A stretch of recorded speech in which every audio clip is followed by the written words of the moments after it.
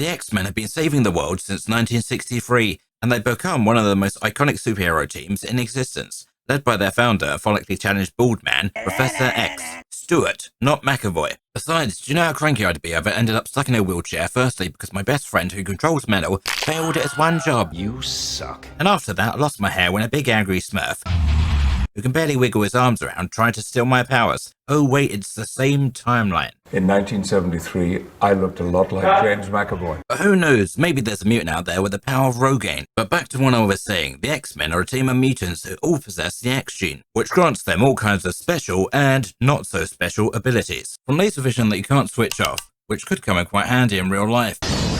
Nobody panic, the remodeling is going fine. Flight, which really doesn't have a downside, well, unless you're this guy I suppose. The ability to hold toxicity at people, and of course the ultimate power everybody wants, Riz. Unless I got someone to play with. Now, if I'm being honest, despite how iconic and widespread the X-Men comics are, I haven't read as many of their stories as I'd like. Kind of fell off for a while. That said, I have seen all the Fox Wolverine movies, starring that lovely short chap, Huge Jacked Man. I'm the Wolverine. Starting from Wolverine 1, Wolverine 2, Wolverine's Last Stand, Where the Fridge Did Wolverine Come From, Wolverine First the Island of Japan, Wolverine Did Time Travel Before the MCU, Wolverine Learns to Live with Hemorrhoids, ending with the rest of the Fassbender movies, featuring goated Quicksilver, but sadly not the goated Beast. We got Slender Man Holt instead. Nah, I'm kidding. I enjoyed his performance as Hank. However, when it came down to his Beast look, you had to settle for either Teen Wolf or this Catboy thing. And whenever I picture Beast, I'm usually thinking, I hear you're quite an animal. Naturally, being an X-Men enthusiast, the other day I sat down to watch Wolverine and Deadpool for the 10th time, when a thought struck me,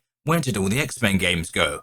I was sure I'd seen some gameplay footage floating around someplace, and not solely of those Marvel vs. Capcom games. When I started rattling my brain around, I remembered at some point in time, I had actually played a few of them. Seriously, with the concept of mutants alone, the X-Men are a universe unto themselves, more than capable of headlining their own video games. Anyone that got hold of this franchise would have a host of colourful characters to tell incredible stories with for decades to come. Rest in pieces, Fox. The question kept bothering me, so I did what any reasonable individual would do. I got up, went to the kitchen, and made myself a cup of tea, then proceeded to equip myself to go on a most harrowing journey. Bravo 6, going dark. To discover if my memory was indeed correct. That's a lot of X-Men games. You got beat 'em ups. Wait, is that Dazzler? I'm not gonna lie, I kind of forgot she existed. Platformers. Oh God. The Clone War has. A few fighting games. Damn! And action RPGs. Some of these were actually pretty good. Others, not so much. They even had movie tie-in games, which have always been rather peculiar, occasionally quite good, and at other times, completely irredeemable. Probably doesn't help that most of the time they're pushed out as cheap cash grabs. Plus, you already know most of the story beats. So unless you're an obsessed fan, the game's going to be rather dull, which most developers are aware of. So they end up padding the game out with a bunch of bullshit. Like this is what your favourite characters were really doing when off screen. Well, normally they're pretty awful, except for the uncaged edition of X-Men Origins Wolverine. A game so brutal it got banned in Germany, alongside a bunch of other games. Released on the PlayStation 3, Xbox 360, and PC. The game was surprisingly really good. In fact, it was far superior to the awful movie it was based on. I'm better! I am better! Reminded me of God of War, but if Kratos was less follically challenged, had an even shorter temper than he normally does, and short swords were permanently attached to his arms.